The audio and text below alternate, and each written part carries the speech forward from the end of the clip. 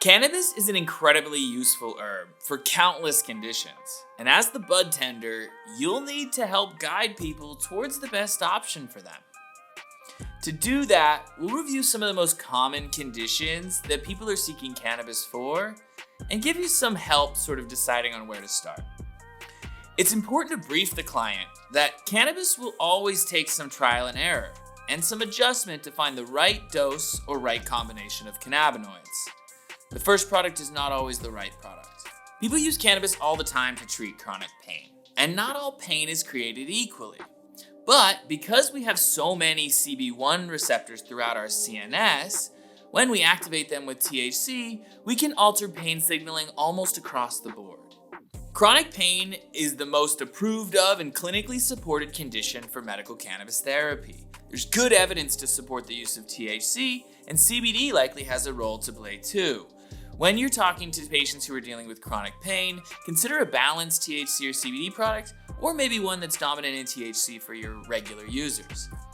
If the client in the dispensary comes in looking for a strain for anxiety, you have to take some considerations.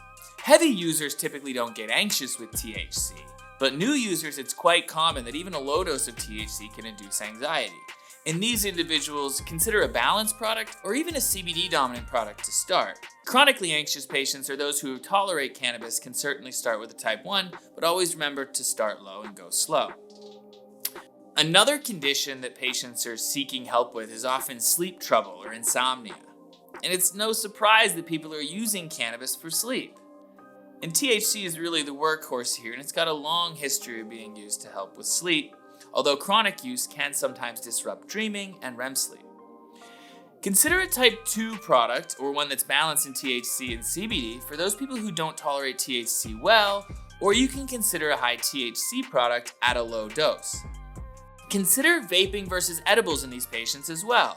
Is their problem falling asleep or staying asleep? If it's falling asleep, vaporizing makes sense, but if it's staying asleep, then an edible is probably the better option.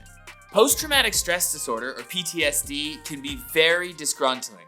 Trauma can shock our bodies and our endocannabinoid system, setting it out of balance, putting us into a chronic state of anxiety, as well as numerous other side effects of PTSD. This is also why PTSD patients, often veterans, report benefits with THC. THC is well studied for PTSD, is currently undergoing clinical trials, including through the VA, and is also helpful for patients who are having intrusive dreams. Of course, cannabis for PTSD is unlikely to fix the problem, but is an incredibly useful tool to help people suffering from PTSD deal with their day-to-day. Now let's address cannabis and cancer, one of the most commonly tied together medicines. If you look at cannabinoids in cancer, you can see they have a long history. In fact, the first FDA approval for Marinol, which is a synthetic version of THC, was first approved in 1985 for chemotherapy-induced nausea and vomiting. Keep in mind, 1985 is before we even discovered the endocannabinoid system or realized how THC worked. Using cannabis to combat the side effects of chemotherapy is still one of the most common uses of cannabis today. There's also subsequent research that has shown a lot of anti-cancer potential from cannabis itself and numerous cannabinoids. So we have to ask ourselves, is the patient looking for help with the side effects related to their chemo, or are they actually aiming to fight cancer with their THC? This will typically dictate dosing.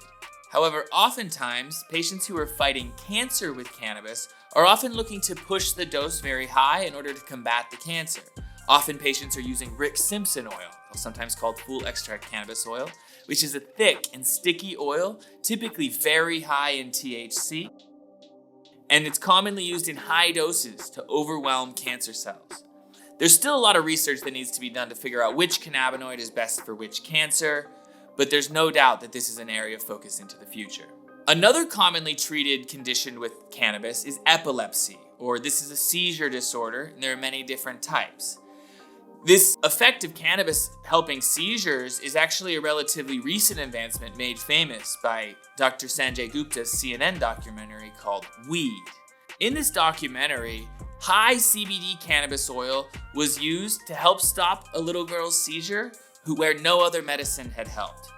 And how CBD does this is mostly unknown. But we do typically give the CBD as an oral product, like an edible or an oil, as opposed to smoking, to get those long-lasting effects. Additionally, cannabis oil is not usually used for breakthrough seizures, but rather for maintaining the patient in a seizure-free state. Not every cannabinoid will work for every patient right away. As always, we need to titrate to effect and individualize our cannabis care.